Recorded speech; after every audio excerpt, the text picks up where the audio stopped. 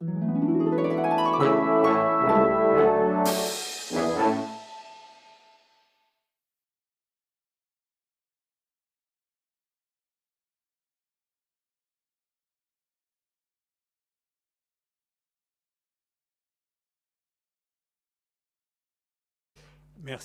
Je tiens à remercier tout d'abord les organisateurs de ce séminaire, tout particulièrement Peter et Kurt, pour leur invitation à venir vous présenter une conférence dans ce cadre.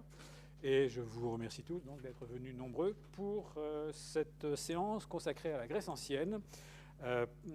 J'ai donné à ma conférence le titre « Polysémie des rites entre archéologie et représentation ». Je précise tout de suite que par rite, je ne considérerai ici que les rites prenant place dans un contexte cultuel. Je ne prends pas en compte les rites funéraires. Et j'ai choisi pour discuter devant vous de certains aspects des rites et des interprétations auxquelles nous sommes confrontés lorsqu'il s'agit de comprendre ce qui se passe dans un sanctuaire grec.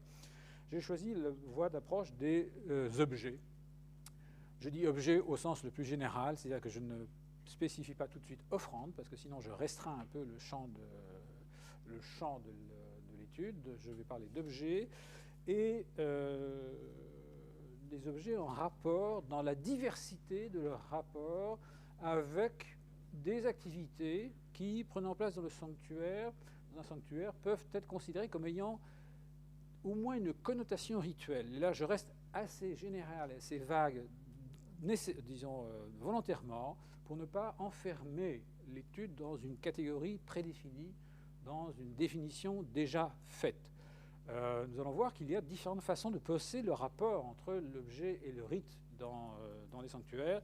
Et c'est ça qui est important, parce que les objets sont souvent une des principales sources d'informations sur les rites dans les sanctuaires. Nous avons bien entendu des aménagements, des traces autres que les objets. Nous avons des traces de pratiques sacrificielles, des vestiges de ceux qui les accompagnent. Mais l'objet reste malgré tout une voie d'approche privilégiée pour comprendre ce qui peut se passer dans un sanctuaire.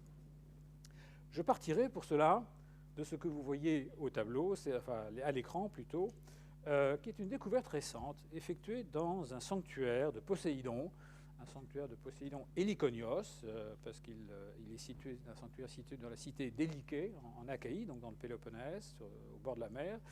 Un sanctuaire de Poséidon, donc très connu dans l'Antiquité, où l'on a trouvé des restes, quelques éléments de ce qui semble être un modèle en terre cuite, offert dans le sanctuaire certainement. Modèle en terre cuite qui, vous le voyez sur cette première diapositive, a une forme, disons, se termine de façon légèrement absidale, ce qui montre bien qu'il s'agit de quelque chose qui pourrait être une maison, ou un modèle réduit de bâtiment, d'édifice, quelle que soit l'interprétation. On connaît d'autres édifices de terre cuite, d'autres modèles réduits offerts dans d'autres sanctuaires, donc ce n'est pas une découverte tout à fait totalement nouvelle, ce n'est pas une nouveauté absolue. En revanche, ce qui est nouveau sur cet objet, c'est son décor. Il apparaît en effet, sur les différents fragments, des éléments d'une scène qui ressemblent bien à une représentation de course de chars. Vous avez par exemple, je passe à la diapositive suivante, vous avez donc ici un fragment de ce qui serait donc un élément d'une partie du toit de cet édifice, sur lequel on distingue deux personnages entourés de chevaux, ici et là, et qui eux-mêmes sont situés de part et d'autre d'un objet que l'on reconnaît parfaitement, qui est un chaudron en bronze à trépied, c'est-à-dire le type même d'objet qui est offert en prix dans la Grèce d'époque géométrique. Nous sommes là au 8e siècle avant notre ère. Donc dans la Grèce du 8e siècle avant notre ère, et pour longtemps, le chaudron est par excellence l'objet de prix qui récompense un vainqueur dans une épreuve, quelle que soit la nature de l'épreuve. Or, ici, nous pouvons avoir une idée de la nature de l'épreuve, puisque sur d'autres fragments de ce toit, donc, vous avez ici, on les voit assez clairement, des chevaux qui sont attelés à des chars, et on distingue des fragments de cochers qui tiennent les rênes. Vous en avez un ici et un là, donc voilà l'objet lui-même, ça c'est le dessin. Et vous avez également, donc ici aussi, un cheval qui est représenté. Vous voyez la photo là, donc le cheval. Bref, l'ensemble semble former un toit d'édifice sur le toit duquel, autour du toit, donc, est représenté ce qui ressemble bien à une course de chars, dont on a les éléments là, la course de chars qui vient se terminer autour de ce groupe central avec le trépied.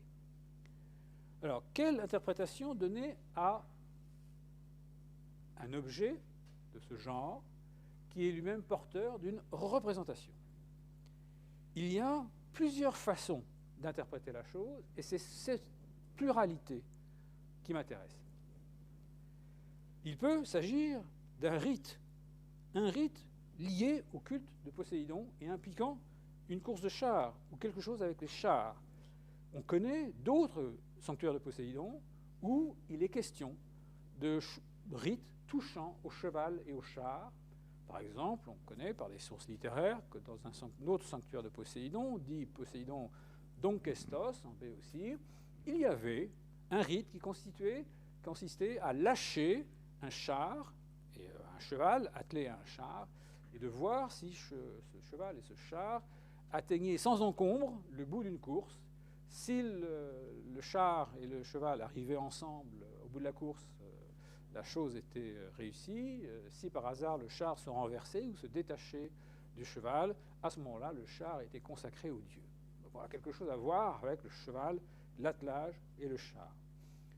Et puis, il y a aussi des attestations de courses de chars liées au culte, à l'occasion donc de jeux pratiqués en l'honneur du dieu à côté du sanctuaire, dans plusieurs sanctuaires de Poséidon, et d'autres dieux aussi. Donc la course de chars est un élément, en Grèce archaïque, donc des concours qui pouvaient accompagner le culte d'une divinité, et entre autres de Poséidon, dans plusieurs sanctuaires.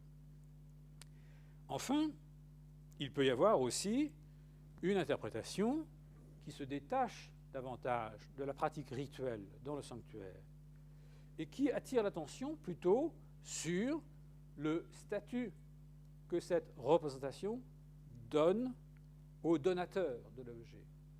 Donner un objet sur lequel est représentée une course de chars, c'est peut-être aussi se représenter comme étant membre de l'élite aristocratique qui pratique les courses de chars, pour laquelle, dans les jeux funéraires, pour les offrandes, disons, pour les funérailles des grands personnages, des jeux avaient lieu, et y compris peut-être des courses de chars, comme dans l'Iliade, où la course de chars accompagne les grandes funérailles des héros de l'Iliade. Bref, à ce moment-là, l'offrande de chars n'est plus nécessairement le signe d'un rite impliquant un char, mais plus largement est un objet qui, dans un autre cadre, à travers une autre pratique, une pratique d'offrande dont nous ne savons pas grand-chose, donc, permet à quelqu'un de valoriser son statut social par rapport à tous ceux qui verront l'objet et qui sauront que cet objet a été offert par un tel ou un tel qui apparaîtra ainsi comme étant membre de l'élite aristocratique. Voilà un éventail d'interprétations à propos d'un seul et même objet dont vous voyez bien que nous ne pouvons pas d'emblée, avec les éléments dont nous disposons, choisir l'un au détriment des autres. Nous sommes obligés de tenir compte de l'ensemble de ces interprétations possibles. Et c'est cette polysémie qui me semble intéressante, parce qu'elle nous amène à nous interroger sur la façon, les paramètres, les contextes nécessaires pour comprendre un objet et son rôle dans un sanctuaire. D'autant plus que j'ai mentionné jusqu'à présent des rites ayant lieu dans des sanctuaires de Poséidon et qui pourraient très bien illustrer la relation bien connue en religion du dieu Poséidon avec le cheval Poséidon est connu comme le dieu cheval aussi, hein, Poséidon Hippios. Donc, il pourrait illustrer le lien de Poséidon avec le cheval, mais les mêmes éléments, le char en particulier, apparaissent ailleurs, dans d'autres sanctuaires. On a trouvé dans d'autres sanctuaires que de Poséidon des roues de char qui témoignent de l'offrande de char. Et donc là aussi, de la présence à l'époque archaïque d'un objet dont on peut toujours se demander s'il est associé à un rite ou s'il est associé plutôt à une certaine représentation de soi. Par exemple, dans le sanctuaire,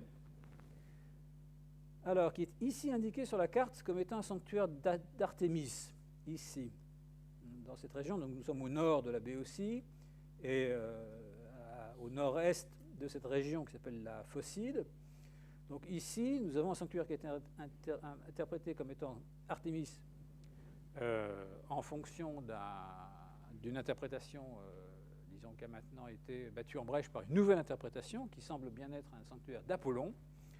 Dans ce sanctuaire d'Apollon, donc ce sanctuaire d'Apollon Abbas, on a trouvé, là aussi, pour l'époque archaïque, des restes de roues de char qui montrent bien donc qu'il y avait là aussi quelque chose qui se jouait avec le char. Là encore, comment l'interpréter?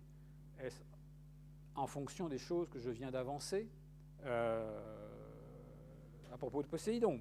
Ou bien y a-t-il d'autres dimensions possibles? On pourrait évoquer là, peut-être, la dimension guerrière de ce sanctuaire, ou la connotation guerrière de ce sanctuaire, où on a retrouvé beaucoup d'éléments liés au statut de guerrier et au statut de la guerre, par exemple des offrandes d'épée, telles que vous les voyez ici, sur cette diapo, et puis des éléments de fresques datés du 7e siècle, et montrant donc des guerriers, des hoplites, s'affrontant, donc des éléments assez suffisamment distinctifs, disons, pour reconstituer l'image de ces hoplites, de ces guerriers qui s'affrontent. Donc est-ce là, dans un autre contexte, en fonction d'une autre vertu du dieu, que je dois interpréter la présence de ces roues de char? Je n'ai pas fini mon tour d'horizon. Il y a encore une dimension que je dois introduire quand j'analyse tous ces sanctuaires, c'est que beaucoup de ces sanctuaires où la présence du char est attestée sont des sanctuaires qui sont dans des situations de lieux de passage. C'est le cas du sanctuaire de Poséidon de Béotie que je vous ai mentionné à l'instant. Je vais aller un instant ici. Le sanctuaire de Poséidon Onkestos, c'est pas très clair malheureusement, mais il se trouve ici, entre Thèbes, entre les deux grands centres de la Béotie, que sont Thèbes et Orchomène, les deux grandes cités, disons, qui contrôlent l'est et l'ouest de la Béotie. Or, à mi-chemin, donc entre ces deux sanctuaires, le sanctuaire donc, de ces deux cités, pardon, le sanctuaire de Poséidon Onkestos se trouve sur cette ligne de collines ici, dans ce sens, et exactement au point de passage, dans l'encellement qui permet à la route qui vient de Thèbes, ici, de passer entre les collines et de continuer vers Orchomène. Donc ce sanctuaire se trouve exactement sur l'encellement par où passe la route, hein, dans ce passage au milieu des collines. Il est donc vraiment situé au centre du passage entre les deux cités. Or, c'est une constatation tout à fait analogue que l'on peut faire à propos du sanctuaire d'Apollon à Calapodie, donc sur le site que je vous ai montré il y a un instant. Donc, ce sanctuaire ici, qui se trouve lui aussi sur un secteur où s'articulent trois routes. Une route qui monte du golfe Euboïque et de la Leucride, ici, qui monte vers la Phocide, qui se poursuit ici vers la Phocide, vers le Parnasse, et donc vers aussi le golfe de Corinthe, donc un passage important, par là ou par là, et troisième route qui passe ici et qui va vers Orchomène, c'est-à-dire vers la Béotie. Voilà, c'est une situation qui apparaît également sur cette carte où vous avez donc le sanctuaire ici. Et là, vous voyez bien, grâce aux lignes de relief, vous voyez bien la façon dont la route venant du golfe Euboïque passe par là. Et de là, donc, se sépare en deux branches, une qui va dans la direction de la plaine de fossiles ici, et l'autre qui se dirige vers Orcomen et la baie aussi. Et voilà, représenté de façon très schématique, ce que nous appelons carrefour, parce que nous pensons 4 routes, mais ce que les Grecs appelaient un triodos, c'est-à-dire en fait une fourche, et qui est la représentation par excellence de l'embranchement et du lieu de choix des routes et de rencontres heureuses ou pas heureuses selon la route que l'on prend. Et donc le sanctuaire d'Apollon à Basse, dont vous voyez marqué ici, donc tout à fait à proximité de ce triodos, de cette triroute en quelque sorte. Là, donc, j'ai introduit encore un nouveau paramètre d'interprétation. Est-ce que ces divinités sont honorées de façon plus particulière par l'offrande d'objets qui ont une relation avec le parcours, le voyage, le char, que ce soit la route Thèbes-Orchomène à Onchestos ou la route que nous venons de voir à Calapodie. Là encore, je me garderai bien, pour l'instant en tout cas, de donner la préférence d'emblée, de façon arbitraire, sur l'une ou l'autre de ces interprétations. Elles sont toutes pertinentes d'une certaine façon. Et la question qui se pose est, ne sont-elles pas éventuellement pertinentes à plusieurs, en combinant plusieurs de ces interprétations, plutôt que de vouloir en choisir une? C'est là toute la question, et c'est bien pourquoi j'ai introduit la notion de polysémie dans le titre de cette conférence, car on voit bien qu'il n'est pas forcément ni facile, peut-être pas non plus, comment dirais-je, nécessaire ou utile de vouloir à tout prix en exclure une ou l'autre par rapport à d'autres. Je vais revenir sur cette histoire de polysémie à partir d'un autre exemple.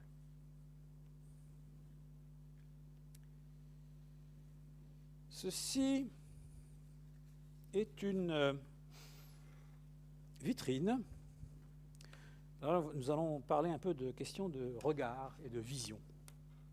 Ceci est une vitrine du Musée national d'Athènes,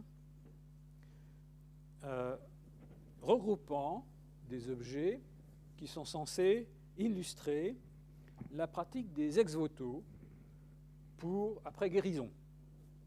On s'adresse à un dieu, on lui demande la guérison de tel ou tel mot, de tel ou tel organe, et la guérison ayant été obtenue, donc on offre au dieu une représentation de l'organe guéri.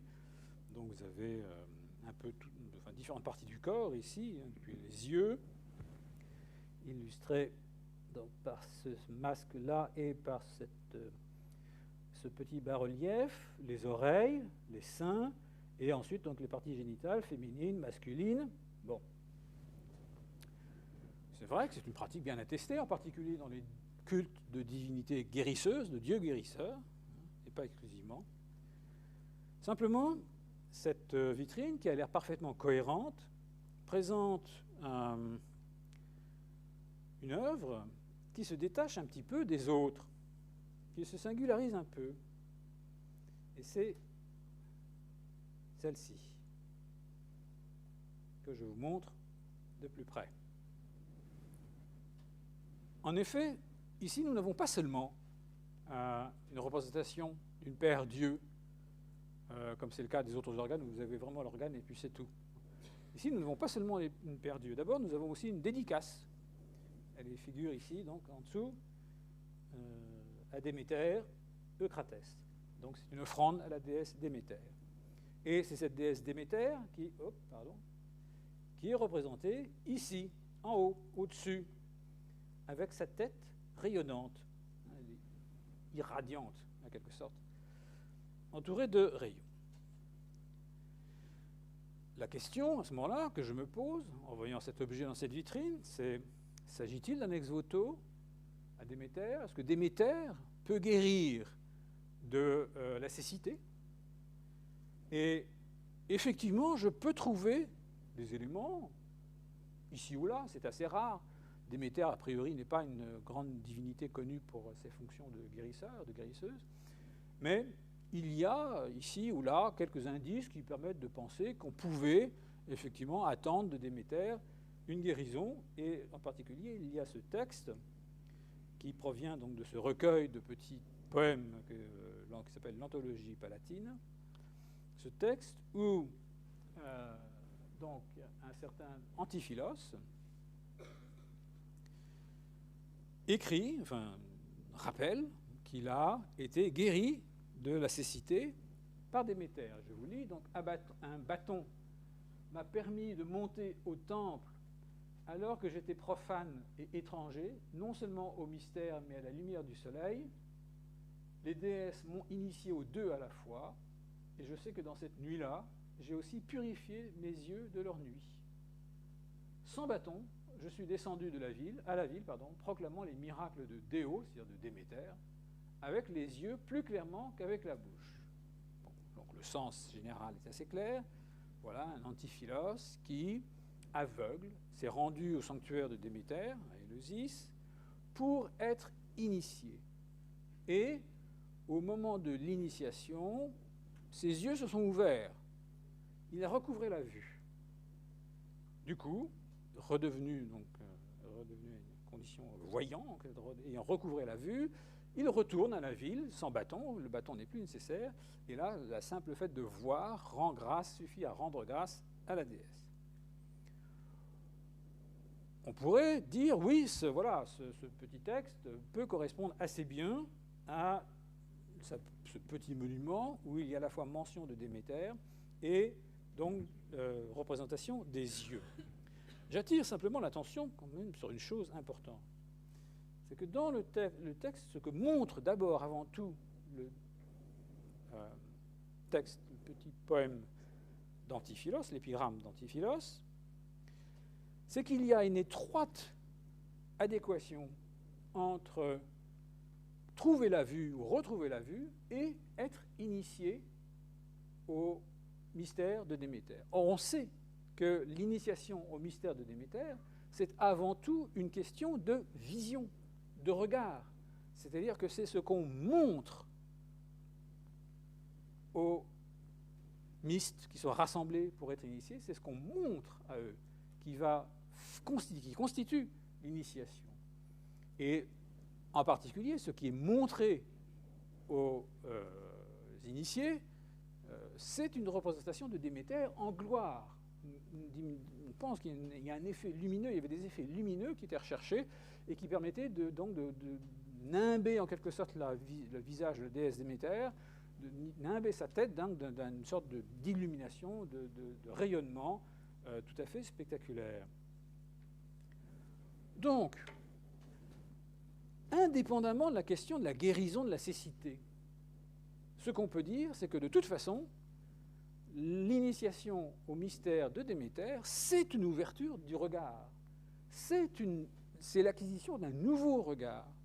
Et à la limite, on peut dire qu'on était aveugle, même si on voyait clair, on était aveugle avant d'être initié au mystère de Déméter, et qu'à ce moment-là, on voit enfin les choses. Donc il y a un jeu sur la vision qui fait que la vision est en fait peut être considérée comme une façon de dire l'initiation. À ce moment-là, ce petit relief avec les yeux consacrés à Déméter peut très bien être interprété en dehors de la question de la cécité et de la guérison de la cécité.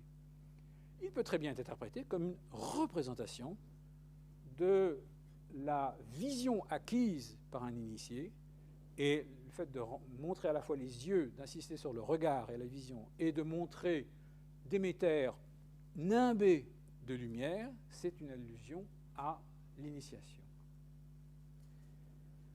Il est vrai que la vision joue un rôle central aussi dans les processus de guérison tels qu'on les connaît dans certains sanctuaires de guérison à partir de l'époque classique. Et en particulier, pour tous les dieux guérisseurs comme Asclépios, Amphiaraos et autres, on connaît des monuments qui commémorent des guérisons comme celui-ci, où vous avez représenté le malade endormi sur sa couche, qui voit, et ce qui est représenté ici, c'est le songe que le malade reçoit de la divinité. Il reçoit en songe la visite de la divinité sous la forme de ce serpent qui vient lui mordre l'épaule. Et, décidément, le groupe qui est représenté à gauche explicite le songe. Il dit ce que le malade en attente de guérison voit en réalité en songe à travers la figure du serpent, c'est ça. C'est le Dieu, ici, le Dieu donc, qui guérit l'épaule du malade. Voilà un détail, donc on voit très, très clairement le Dieu est en train d'opérer, en quelque sorte, de guérir la blessure de l'épaule de ce jeune homme. Dans la guérison aussi, donc, la vision est essentielle, puisque c'est le songe qui certifie la guérison.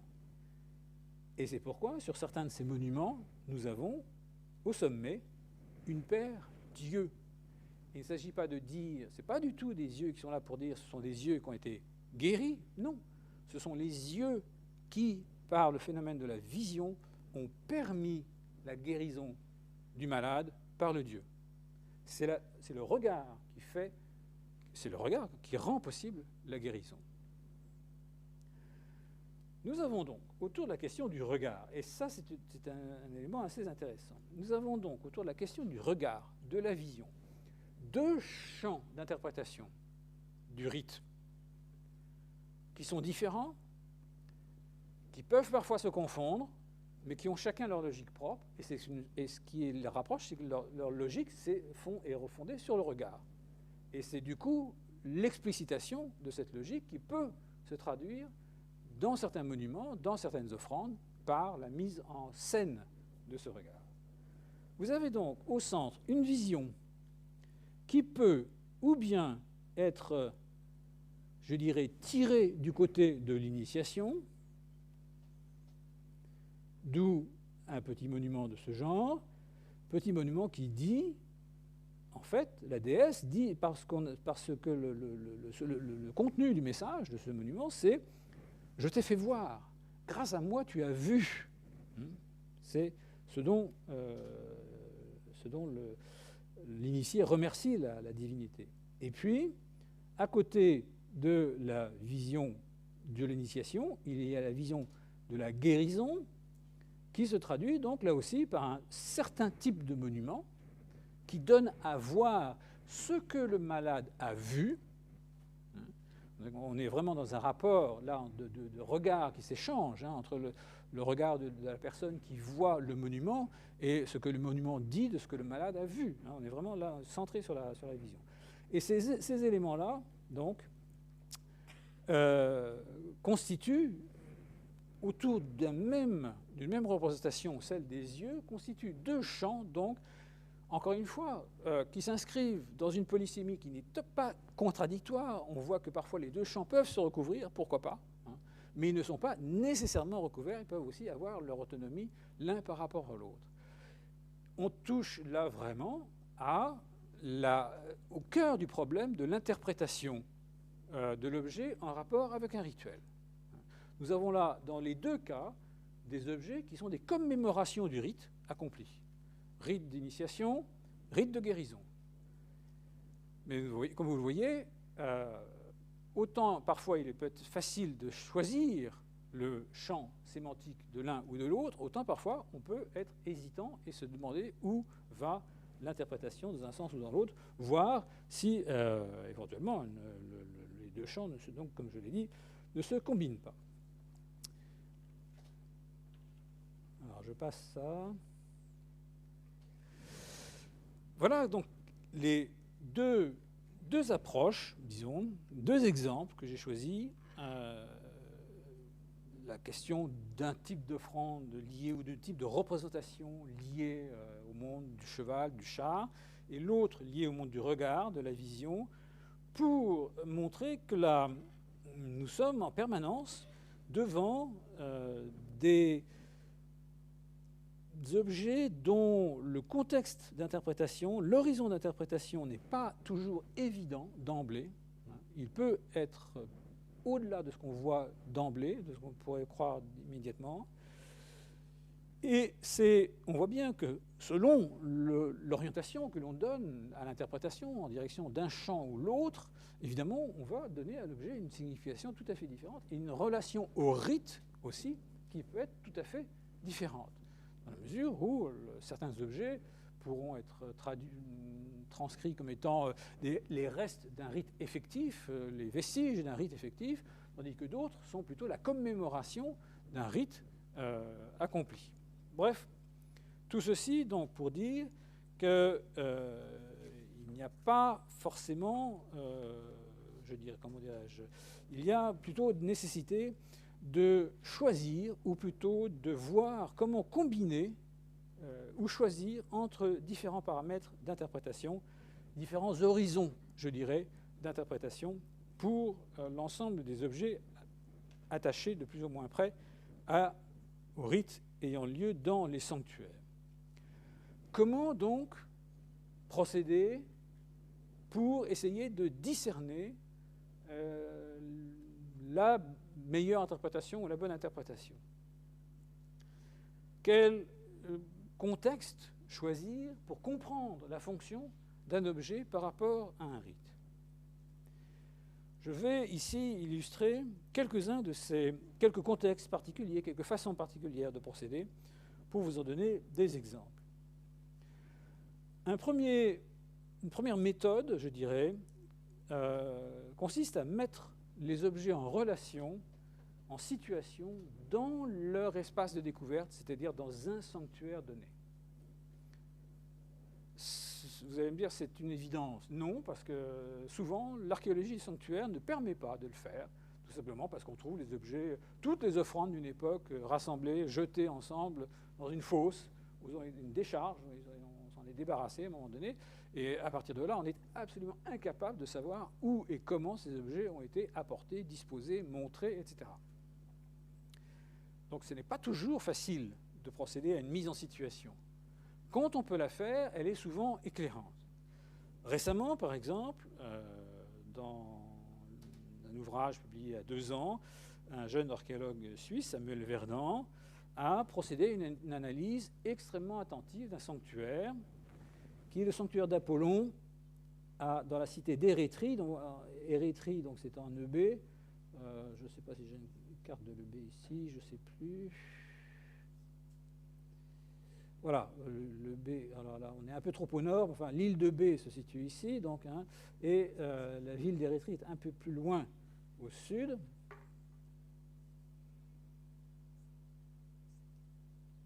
Ah, pardon, je vais dans le mauvais sens.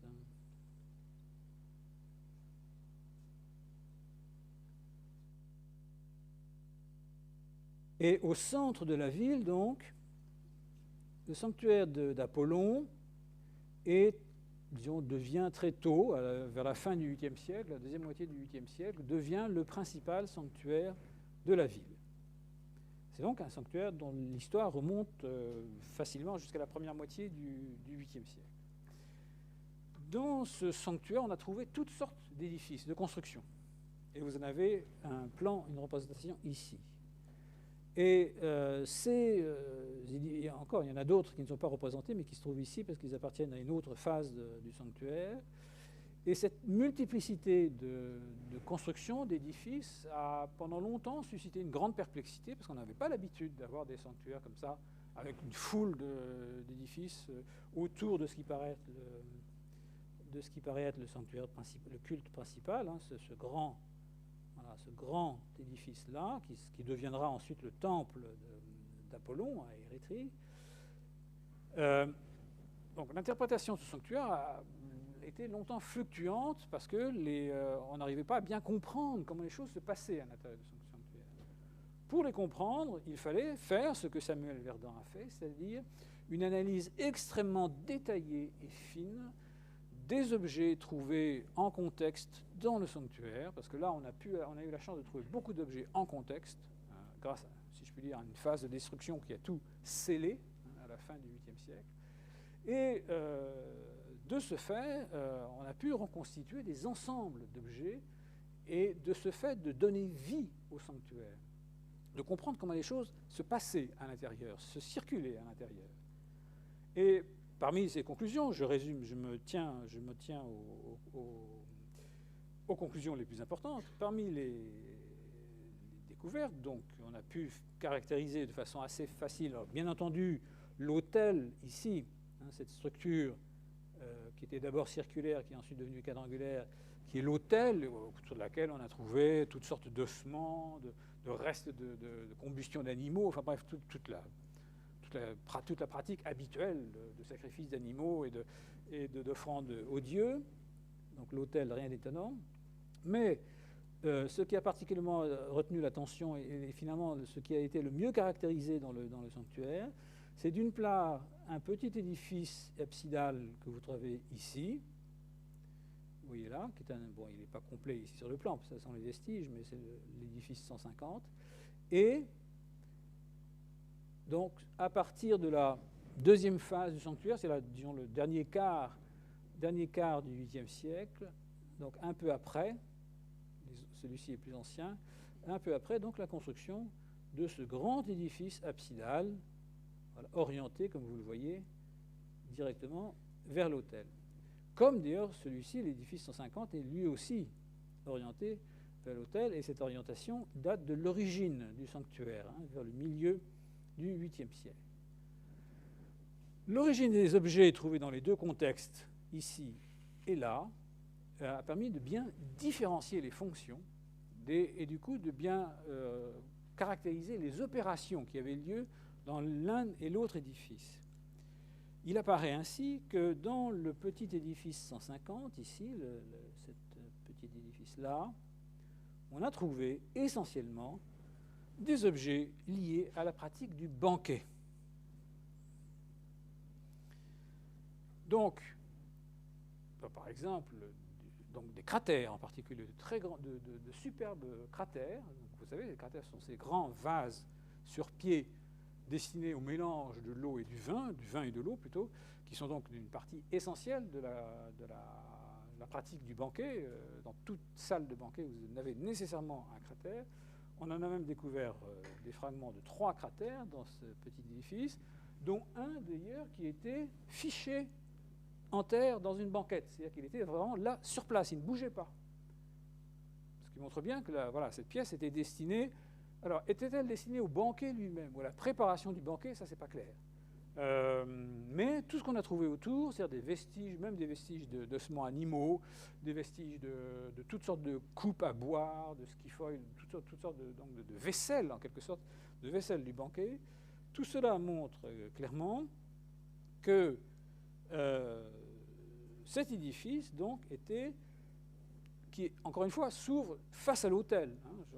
C'est bien important. Donc, pendant ou en même temps que, disons, il y avait des pratiques sacrificielles sur l'autel, en relation avec les pratiques sacrificielles ayant lieu sur et autour de l'autel, donc on peut postuler quelque chose qui se passait autour de la pratique du banquet pour l'aristocratie érythréenne qui participait au culte d'Apollon dans ce sanctuaire.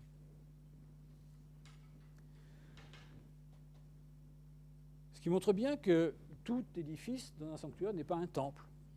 Là, on n'a pas du tout un temple, en l'occurrence. Alors, très différent, à sa façon, est le grand édifice 2, ce grand édifice, donc, qui intervient un peu plus tard, donc, puisqu'il c'est 20 ou 25 ans après qu'il est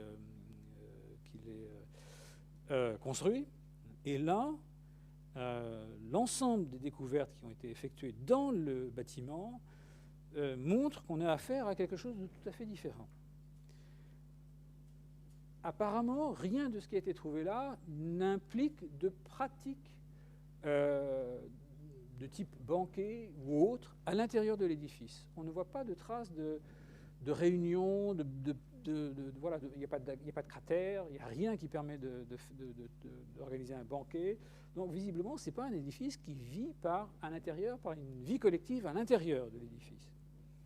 En revanche, on y a trouvé beaucoup d'objets, de petits objets, qui semblent être des offrandes.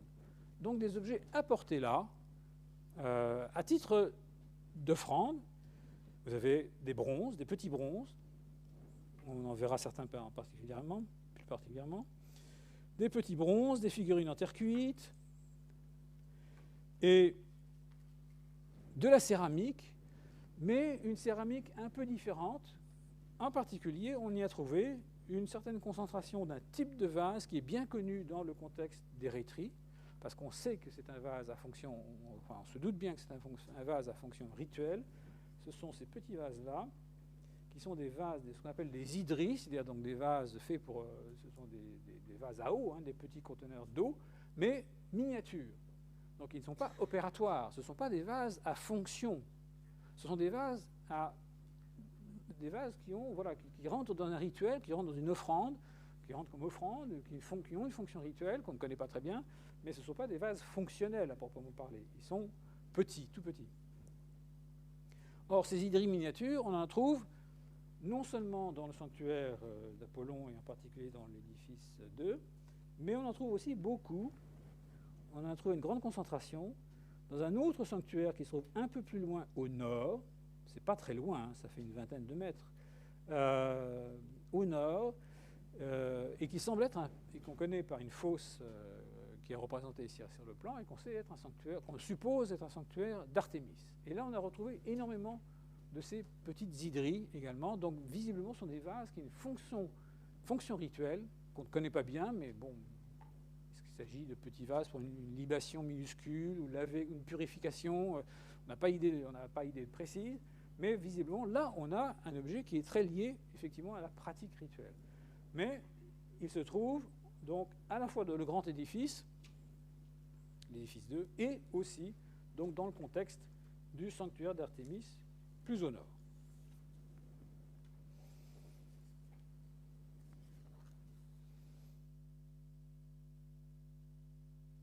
En plus, on peut ajouter à cela que les usages différenciés de ces objets correspondent aussi en partie à des provenances différentes. Et ça, c'est un autre aspect important de l'usage des objets et de la mise en contexte des objets. En effet, on a constaté que les grands cratères liés au banquet dans l'édifice 150 ici sont des cratères attiques, c'est-à-dire qu'ils viennent d'Athènes, c'est de fabrication athénienne. Alors que le reste de la céramique est érythréenne, eubéenne, elle est locale. En particulier les petites hydries. En plus, parmi les offrandes qu'on a trouvées dans le grand édifice, l'édifice 2, il y a aussi, parmi les bronzes, des objets qui sont eux carrément exotiques. En particulier, ce que vous voyez là, c'est-à-dire une paire d'œillères portant une inscription araméenne, une paire d'œillères qui viennent d'un ensemble, d'un harnachement dont je reparlerai dans un instant, dont on connaît d'autres éléments dans d'autres sanctuaires. Donc on a aussi une inclusion d'autres éléments extérieurs, mais cette fois-ci en tant que liés cette fois-ci à l'offrande dans le grand édifice. Mais, comme toujours, là encore, l'offrande jusqu'à quel point l'offrande est-elle intégrée, je ne dis pas dans une conduite rituelle, si on peut considérer que apporter une offrande, c'est une forme de conduite rituelle, bien entendu. Mais est-elle liée à un rite plus précis, à quelque chose de plus spécifique, à des gestes plus normalisés? Ça, évidemment, nous n'avons pas les moyens de le savoir.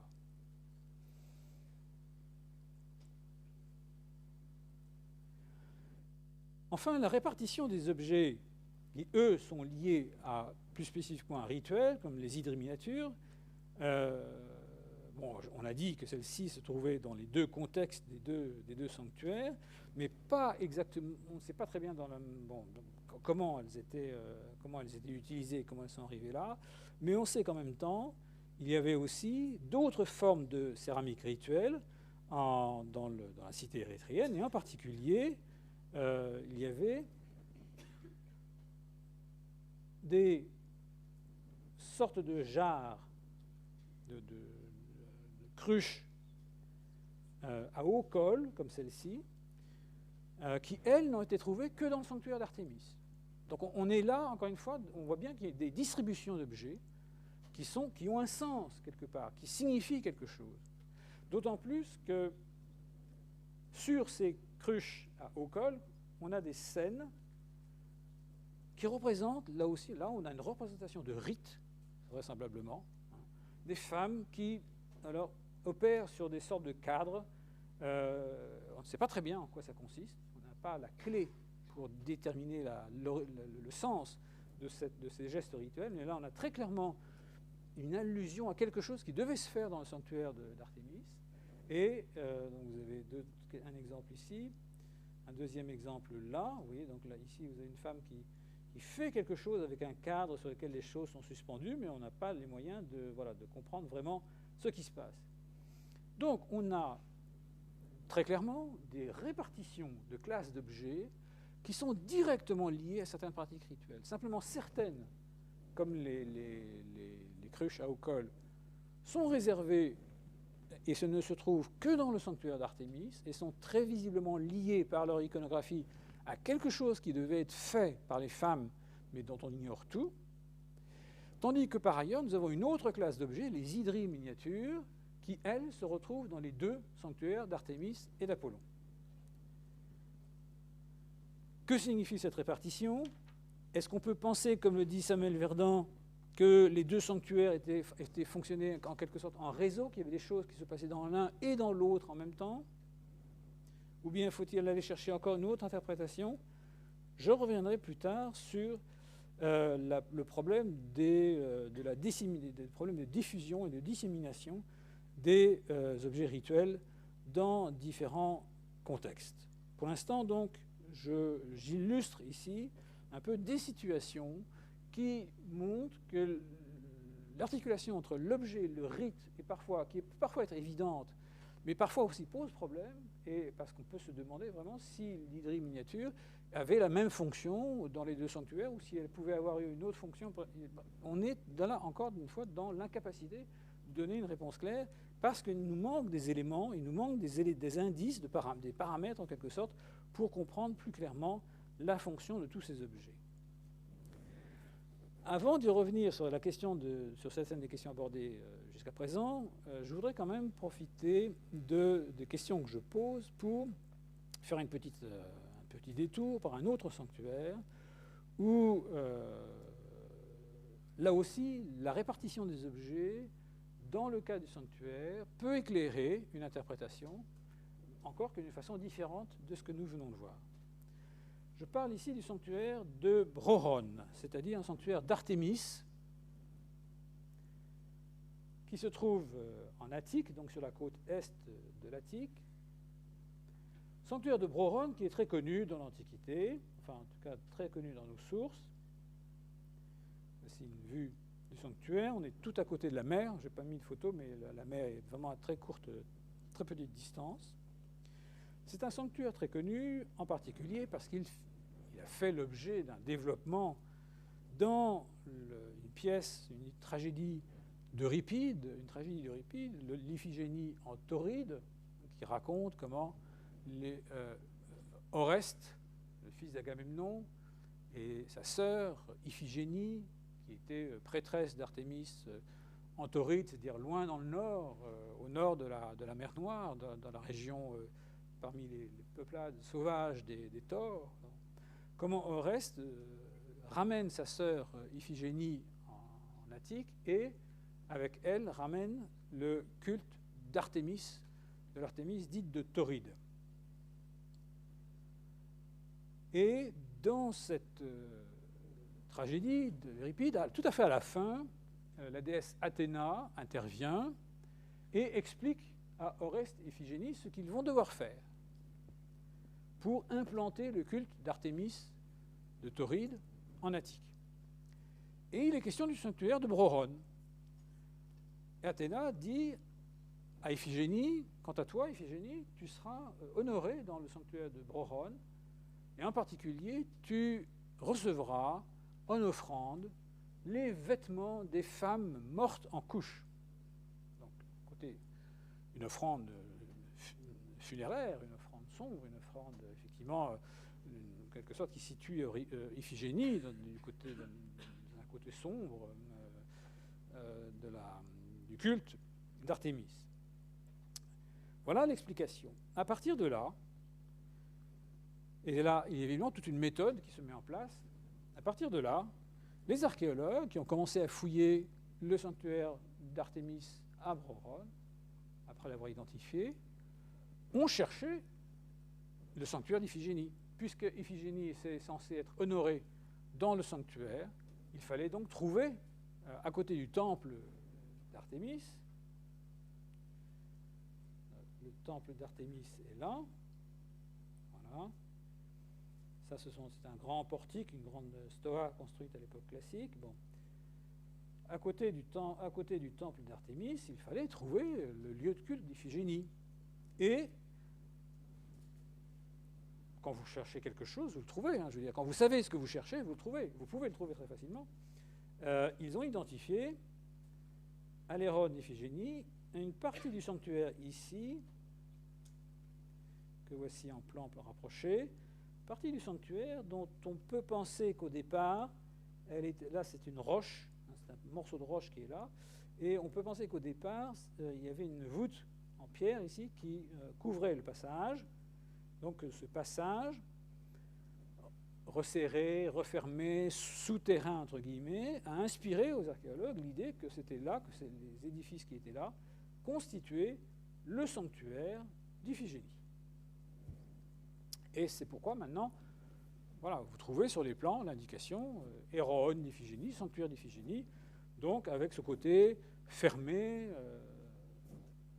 sombre, funéraire, chthonien, tous les adjectifs que vous voulez, pour qualifier quelque chose d'un peu caché, d'un peu mystérieux.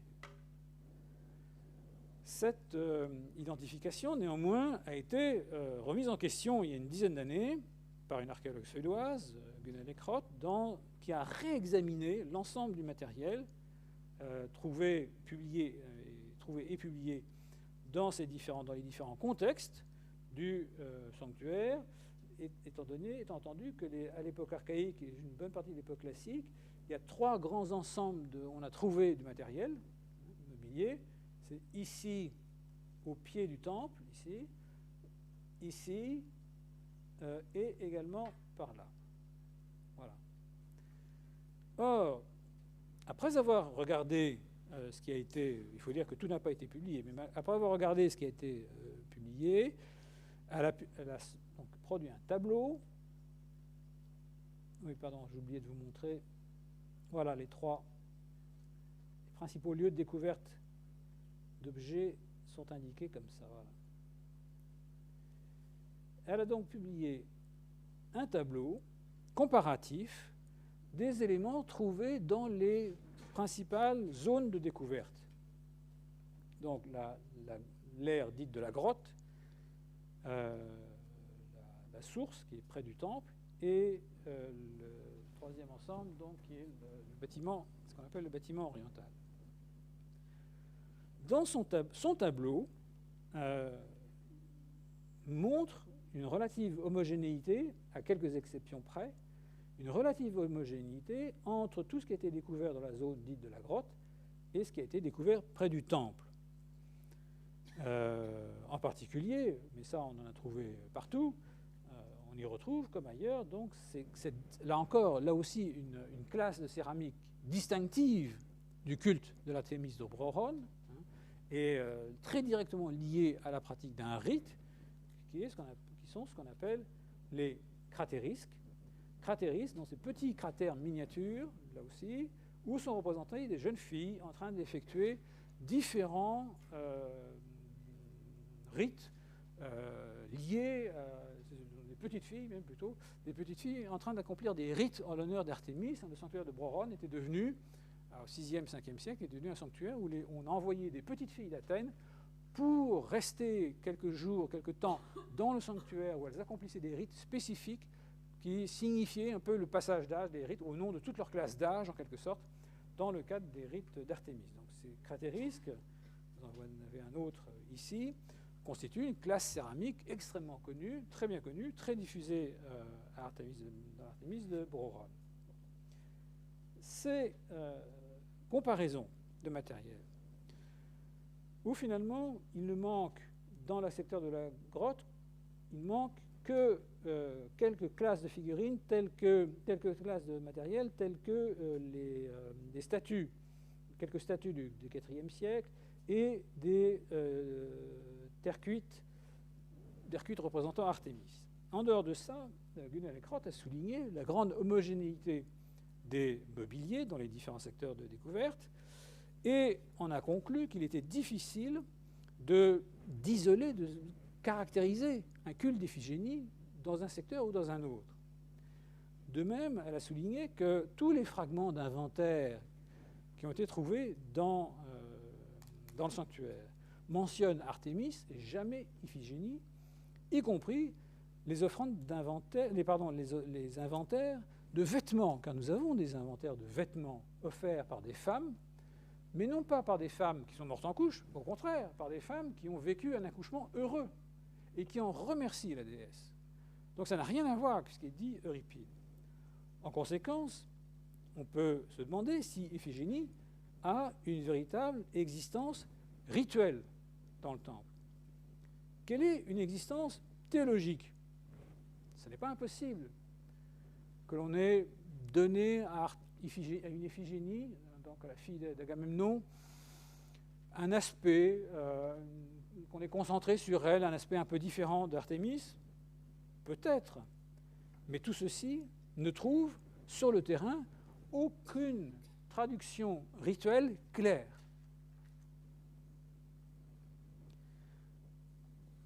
Ceci nous invite, encore une fois, à nous interroger sur l'articulation entre ce qui relève de la construction théologique d'un culte et des supports rituels qui lui sont associés. Et en se demandant cette fois-ci s'il y a nécessairement support rituel quand il y a évocation d'une figure, mais d'une figure assez difficile à cerner, comme celle de l'Iphigénie de Brorone. L'Iphigénie de Brorone, le sanctuaire de Brorone me sert aussi pour poser une autre question, liée cette fois-ci à la diffusion de ces objets, de ces cratérisques, dont on trouve des exemplaires, effectivement, non seulement à Brorone, mais dans d'autres sanctuaires de l'Attique. Alors, je ne vous les cite pas tous, mais enfin, disons qu'il y a quelques autres sanctuaires d'Artémis en Attique, où l'on trouve, en moindre quantité, certes, mais où l'on trouve quand même ces sanctuaires, et puis d'autres sanctuaires aussi qui ne sont pas des sanctuaires d'Artémis.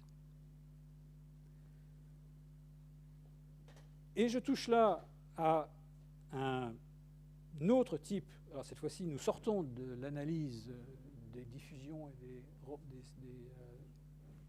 placements d'objets à l'intérieur d'un sanctuaire pour aborder une autre thématique qui est celui de la diffusion des objets liés à un rite spécifique dans d'autres sanctuaires. En effet, la diffusion de ces cratérisques dans d'autres sanctuaires, et en particulier d'autres sanctuaires d'Artémis, a laissé penser que des jeunes filles, des petites filles, allaient accomplir le même rite, les mêmes rites qu'à Brorone, dans ces autres sanctuaires, et du coup laisser les mêmes objets.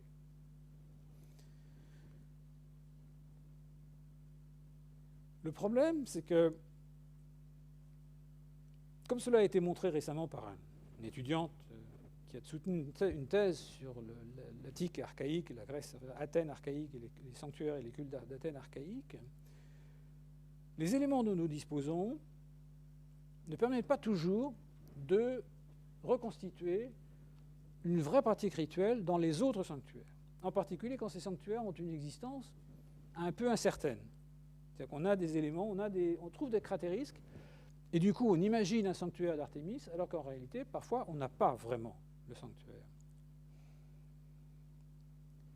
Et dans cette analyse, donc cette doctorante a proposé une autre interprétation en disant que la diffusion de ces vases, qui sont des vases en plus qui sont locaux, ce sont des vases produits à Broronne pour le rituel de Broronne, le fait de trouver ces vases dans d'autres sanctuaires pouvait s'apparenter non pas à la pratique rituelle, à la réitération de la pratique rituelle dans d'autres lieux de culte, mais plutôt à la commémoration du rite effectué par certaines filles à Broronne, qui ensuite allaient en quelque sorte déposer un témoignage, une façon de dire « j'ai fait le rite, j'ai accompli le rite à Broronne, et en voici la preuve, j'offre un cratérisque ».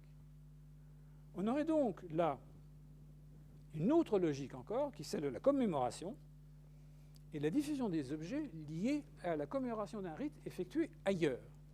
Et vous voyez que le tableau, là aussi, se complique, mais il ne faut pas désespérer, on arrive quand même à des choses qui peuvent être intéressantes et concluantes, car si on en accepte cette hypothèse, on peut éventuellement l'étendre à d'autres objets et d'autres rites, et se demander donc si l'objet trouvé dans un sanctuaire correspond toujours au rite effectué dans ce sanctuaire-là, ou plutôt reflète une action rituelle effectuée ailleurs, dans un centre principal auquel on sait que l'objet appartient. Vous voyez que là, encore, j'ai l'impression, je vous donne peut-être l'impression d'élargir l'éventail sans cesse et d'introduire un horizon d'interprétation après l'autre. En réalité, on s'aperçoit qu'en changeant un peu le regard d'orientation, en essayant, ce qu'il faut faire évidemment, c'est essayer les différentes hypothèses, les différentes méthodes d'interprétation, essayer les différents horizons d'interprétation, et voir quels sont ceux qui finalement fonctionnent le mieux avec les données dont on dispose. La question de la dispersion, de la diffusion des offrandes, d'ailleurs, est un thème très général qui doit être lui aussi étudié avec beaucoup d'attention et de circonspection, parce que autant une étude, on a vu à propos d'Érythrée, on voit comment des choses peuvent se répartir dans l'espace dans un sanctuaire et quelles pratiques cela peut refléter, la façon dont les pratiques se répartissent dans l'espace, mais en même temps, on a vu qu'il y a dans chaque sanctuaire, dans beaucoup de sanctuaires que nous avons regardés, des éléments qui, de toute évidence, viennent de l'extérieur. Et tout le sens, c'est un problème constant de voir que signifie effectivement la présence dans un sanctuaire d'objets qui viennent d'ailleurs. On l'a vu à propos d'Érythrée, à propos des cratères attiques. Ça signifie bien que quand il s'agit du banquet, eh bien, on fait référence, on se réfère à un modèle, certainement, qui est un modèle qui vient d'Athènes. Pourquoi ça, nous ne le savons pas, mais visiblement, ça joue. Il y a quelque chose qui joue là-dedans. Donc, la répartition et la provenance sont souvent les deux clés qui permettent de combiner une analyse et de combiner une interprétation pour comprendre pourquoi un objet se trouve là. Il y a en particulier un grand chapitre dans l'histoire des offrandes, des études de rituels, de la relation entre rite et offrande. Il y a un grand chapitre, en particulier pour l'époque archaïque de la Grèce, donc au 7e siècle, 6e siècle, surtout 7e siècle d'ailleurs, qui est celui des diffusions d'objets venus d'ailleurs, de l'extérieur du monde grec. Et c'est une époque où il y en a beaucoup qui circulent. En particulier des objets venant du Proche-Orient ou imitant des objets du Proche-Orient, qui sont souvent révélateurs d'ailleurs de pratiques qui apparaissent moins facilement au niveau avec les offrandes locales, mais ces objets, parce qu'ils viennent de l'extérieur, souvent nous donnent une impression,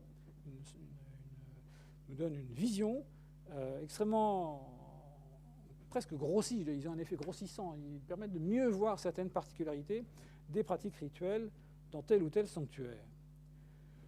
Il y a quelques années, une thèse soutenue par Catherine Saint-Pierre a fait un point sur la diffusion des objets orientaux ou orientalisants dans la Grèce archaïque.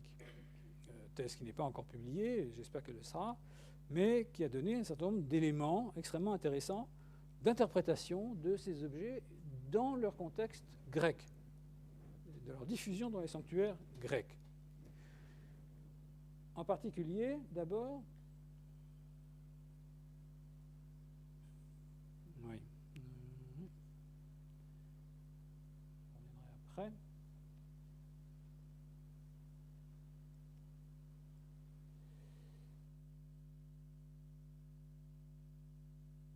Et en particulier, les cartes de diffusion qu'elle a dressées pour sa thèse sont extrêmement parlantes. On s'aperçoit en effet que l'usage des objets est évidemment très différent, et du coup leur diffusion est évidemment très différent selon la catégorie des objets auxquels nous avons affaire. On peut regrouper dans une même catégorie tout un ensemble de petits objets. Alors, des statuettes multiples, en terre cuite, pierre, bronze, etc. Des objets dits égyptisants, qui sont ce qu'on appelle des scarabées.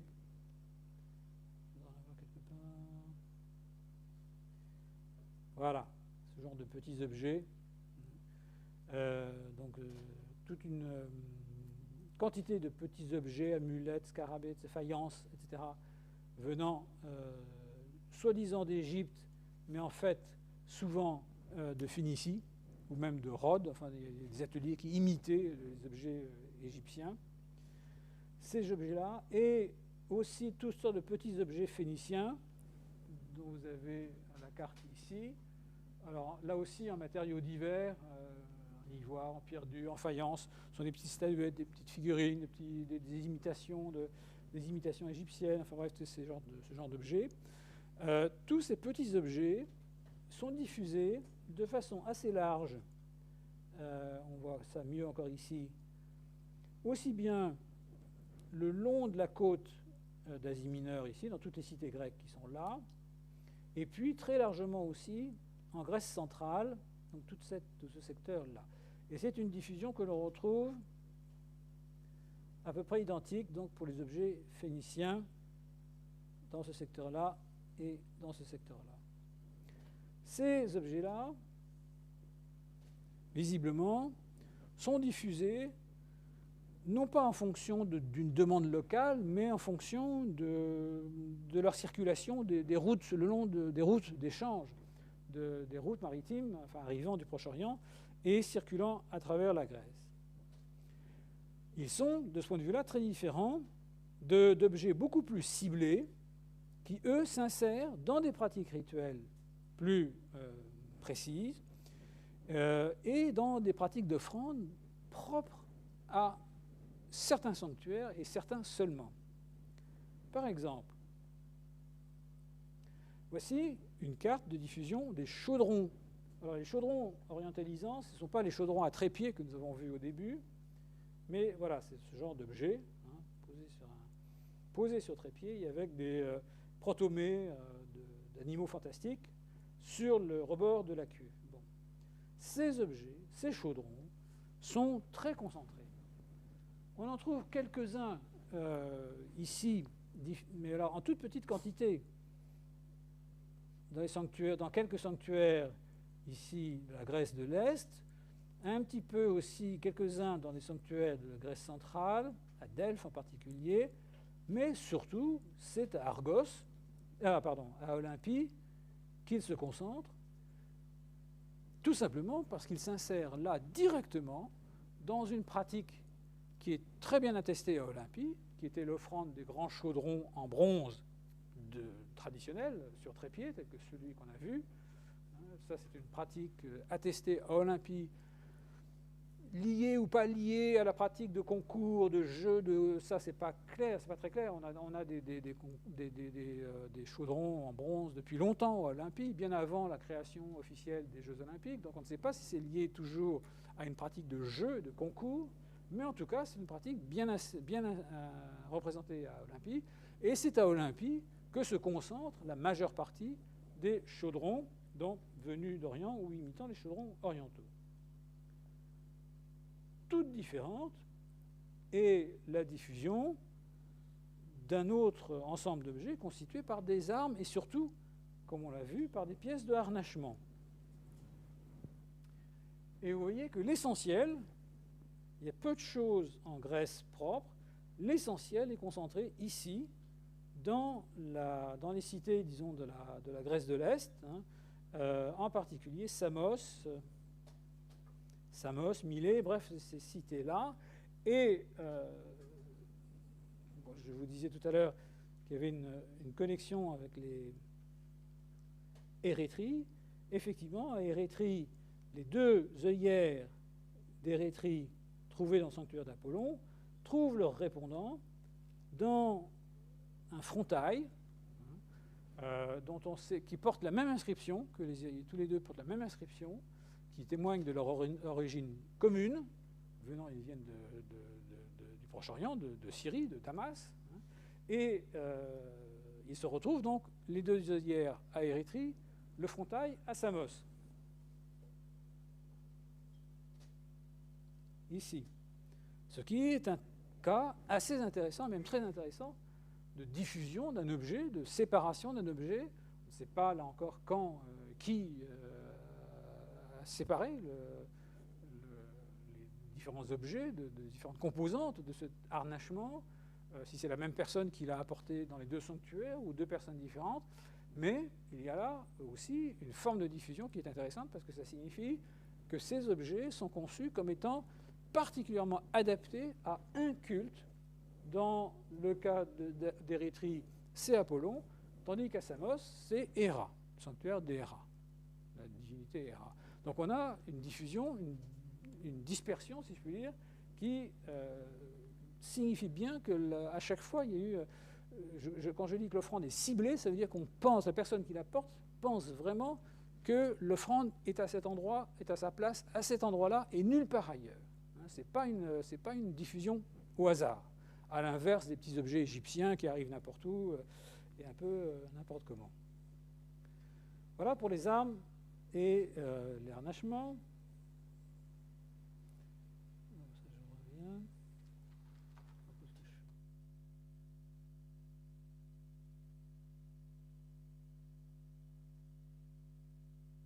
Voilà, et le troisième tableau que je vais vous montrer, alors ce sont d'autres objets en bronze qui tiennent cette fois-ci qui sont liés aux vêtements, qui sont des ceintures en bronze et des fibules, donc des attaches de vêtements.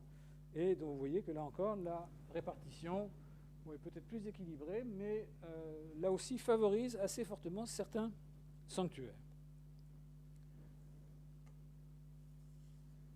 Quelle leçon tirer de ces cartes et des tableaux qui les accompagnent, que je vais vous montrer dans un instant? Il est clair que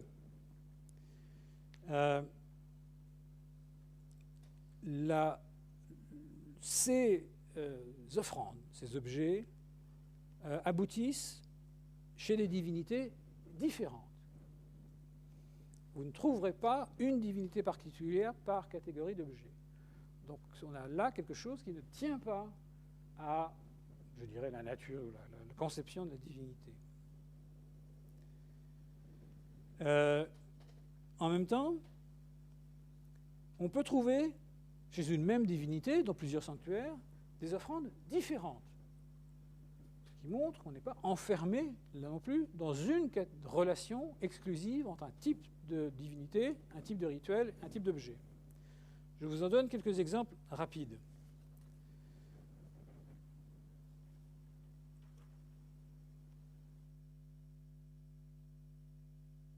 Je vous présente rapidement deux sanctuaires de la divinité Héra.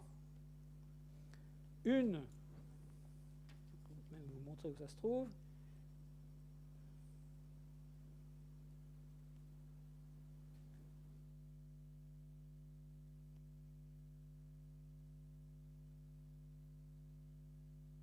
Bon, une se trouve près de Corinthe. Un des sanctuaires se trouve près de Corinthe, se trouve ici, un peu au... Je n'ai pas de carte là, précise de la région de Corinthe, mais ça se trouve un peu en dehors de Corinthe, sur un promontoire qui s'avance dans le golfe de Corinthe, qui s'appelle Pérakora, dans ce sanctuaire d'Héra, où on a trouvé, il faut quand même que je vous montre ça,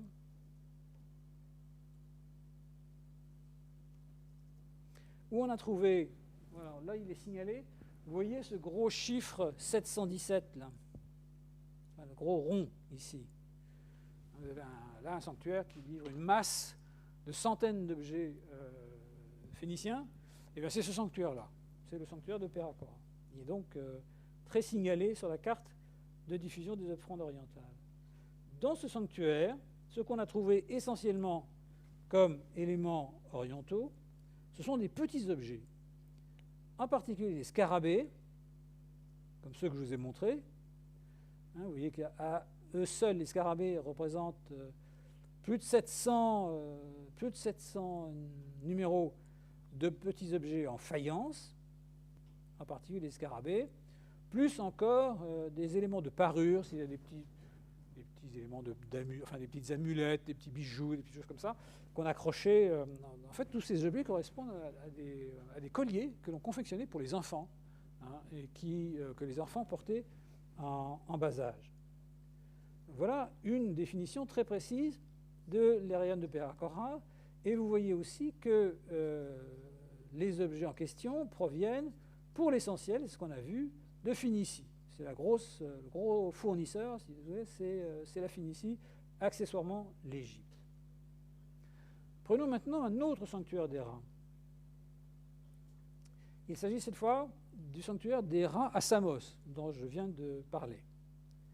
Ici, les choses sont assez différentes. On a aussi des offrandes, disons des catégories d'offrandes assez nombreuses, qui se comptent par centaines, mais qui sont essentiellement des statuettes. Et puis, statuettes en pierre, en bronze, en céramique, etc. Et à côté de ça, vous avez en moins grand nombre, mais en nombre néanmoins significatif, des objets qui sont, eux, marqués, connotés de façon tout à fait différente. Des bronzes comme des candélabres, et surtout, vous les avez... voilà, que je les retrouve. Voilà. 25 pièces de harnachement, ce qui constitue un des plus importants ensembles de pièces de harnachement que l'on connaisse dans le monde grec, hein, harnachements orientaux, c'est-à-dire les œillères, les frontailles, etc., hein, que l'on connaît en assez grand nombre et qui donnent à cette Héra-là un statut et une vision, une conception tout à fait différente de celle de Pérakora. On n'a pas du tout affaire au même type d'offrande, donc pas du tout affaire aux mêmes pratiques rituelles. Pourquoi ? Parce que les... je vais peut-être vous montrer quand même.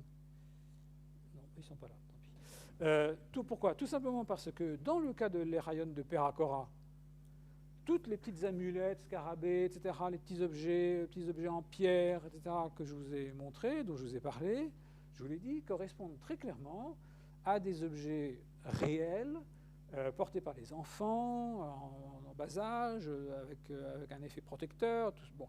Et tous ces petits objets, visiblement, sont là à titre de traduction d'un rite de sortie d'enfance, vraisemblablement, où on offrait à la divinité les bijoux, les parures, les colliers, etc., portés par les enfants, qui sont arrivés, qui sont sortis de l'enfance, qui arrivent à sortir de l'enfance sans encombre. Donc on remercie la divinité en laissant ces objets significatifs de l'enfance à la déesse. Là, on a un contexte rituel très facile à identifier. Bon. À Samos, c'est beaucoup plus compliqué. La divinité, visiblement, a un éventail de fonctions et de responsabilités assez large, beaucoup plus large. Et on trouve, à côté d'autres, mais peu nombreux, finalement, des éléments qui pourraient la rapprocher de l'Héraïon de Pérakora, mais pas très nombreux. On trouve, au contraire, des objets qui sont beaucoup plus marqués par la fonction de la divinité, vis-à-vis, la relation de la divinité vis-à-vis des élites de la cité, élites qui se manifestent à travers l'offrande d'objets tels que des bronzes, tels que des œillères de cheval, les frontailles, tout le harnachement, les armes, les fibules, les ceintures, on dirait tout un éventail d'offrandes en bronze qui sont beaucoup plus, qui sont marquées aussi sans doute par le rôle d'Athéna vis-à-vis, là aussi on pourrait faire intervenir le rôle d'Athéna vis-à-vis du monde du cheval, mais bon, disons que c'est un autre type de rapport entre l'objet, l'offrande et la divinité. On voit donc bien avec ces deux exemples, et je pourrais en donner d'autres, mais on va laisser un peu de temps quand même pour la discussion. On voit donc bien à travers ces deux exemples que, là aussi, la comparaison de sanctuaire à sanctuaire a pour une certaine catégorie d'objets, pour une vision, disons, des rôles, permet d'avoir une vision sur la diversité des fonctions des déesses ou des dieux, permet de ne pas assimiler trop rapidement le sanctuaire d'une divinité à un autre sanctuaire de la même divinité, alors qu'on peut trouver des rapprochements entre le sanctuaire de l'Héra de Péragoras, par exemple, et puis ce qui sera un autre sanctuaire d'Aphrodite dans une autre cité. Il y a donc des fonctions, des choix qui sont faits à chaque fois pour orienter tel ou tel type d'offrande, tel ou tel type d'objet articulé plus ou moins clairement à un rituel, vers une divinité ou vers une autre. Et ça peut être dans la même cité ou dans des cités différentes. Bref, toutes les combinaisons sont possibles. Et j'en resterai sur ce mot de combinaison. Parce que finalement, qu'est-ce que j'ai essayé de faire jusqu'à présent à travers tout cet exposé? C'est d'identifier la bonne combinaison.